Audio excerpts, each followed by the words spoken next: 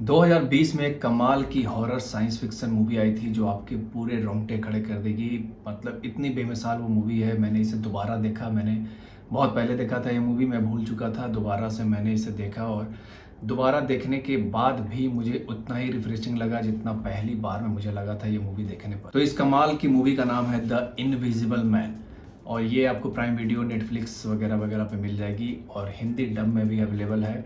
बहुत साल पहले एक मूवी आई थी, हालांकि 90s के आसपास एक मूवी आई थी, मुझे ऐसा याद है, द हॉलो मैन नाम से।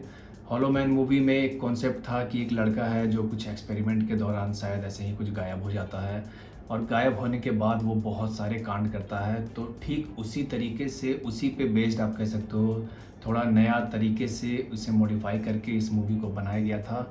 और द इनविजिबल मैन, मुझे लगा था कि द हॉलो मैन की एक सस्ती सी कॉपी बन के रह जाएगी, बट ये मूवी बहुत ही फैंटास्टिक है। Pure science fiction horror drama आप कह सकते हो। मतलब इतना मज़ा आया मुझे देखने में कि मुझसे रहा नहीं गया और मुझे वीडियो बनाने पे मजबूर कर दिया इस मूवी से। मैं इस कहानी को एक्सप्लेन कर देता हूँ ताकि आपको मज़ा आए देखने में, मूवी आपको समझने में मज़ा आए कि इस मूवी के अंदर है क्या। तो देखिए, शुरुआत होता है एक लड़की से जो अपने हस्बैंड के साथ रहती है और वो हस्बैंड इसे बहुत टॉर्चर करता है, बाहर तक जाने नहीं देता है, हर काम में इसे रोकता है, टोकता है, मारता पीटता है। मतलब वो पत्नी जो उसकी थी, उसकी वाइफ जो थी, वो बहुत परेशान हो जाती है इससे। और एक दिन वो फैसला करती है घर से भागने का और वो घर से भागने में कामयाब हो जाती है। हालांकि उसका जो हस्बैंड था वो टेक्निकली बहुत ही जीनियस था, बहुत अरबपति आदमी था और कुछ कुछ टेक्नोलॉजी वो डेवलप करता था। तो बहुत ही होशियार वो आदमी था और वो उससे भागने में कामयाब हो जाती है और अपने दोस्त के यहाँ रहती है जो एक पुलिस वाला रहता है। वो उससे इतना डर जाती है कि वो उसके घर से बाहर तक नहीं निकलती है। जो अपने दोस्त के घर वो जाती है, वहाँ से बाहर निकलने की भी उसे हिम्मत नहीं थी कि कहीं कोई उसे देख लेगा तो उस तक खबर चल जाएगी और उसका पति उसे ढूंढता हुआ यहाँ तक आ जाएगा। बट एक गुड न्यूज़ आता है, उसकी बहन एक गुड न्यूज़ लेके आती है कि तुम्हारा जो हस्बैंड है उसने सुसाइड कर लिया है 2 दिन पहले। उसके बाद थोड़ी सी कहानी थोड़ी चेंज होती है और पता चलता है कि उसके नाम पे बहुत सारे पैसे भी वो छोड़ के गया है। उसका भाई जो है, उसके हस्बैंड का भाई आता है और कहता है कि तुम्हारे नाम पे $50 लाख का चेक बना हुआ है जो हर महीने आपको मिलता रहेगा।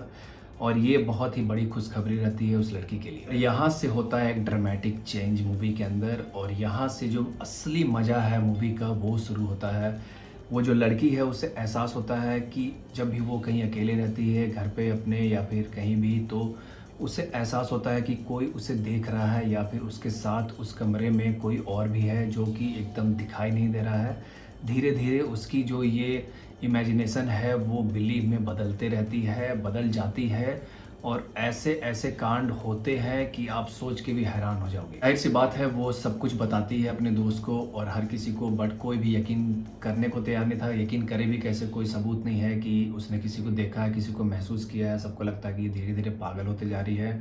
वो अपनी बहन के साथ एक दिन रेस्टोरेंट में भी बैठती है और अचानक से उसका गला कट जाता है उसकी बहन का और चाकू अपने आप से उसके हाथ में आ जाता है।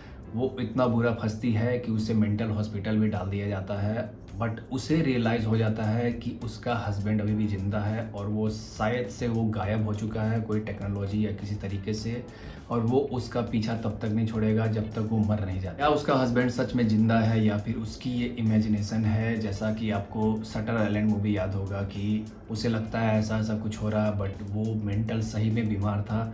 तो हो सकता है वो मेंटल तरीके से परेशान हो, बीमार हो, या फिर ऐसा भी हो सकता है कि वो जो भी सोच रही है वो एकदम सच है और किसी को उसकी बात का यकीन नहीं है।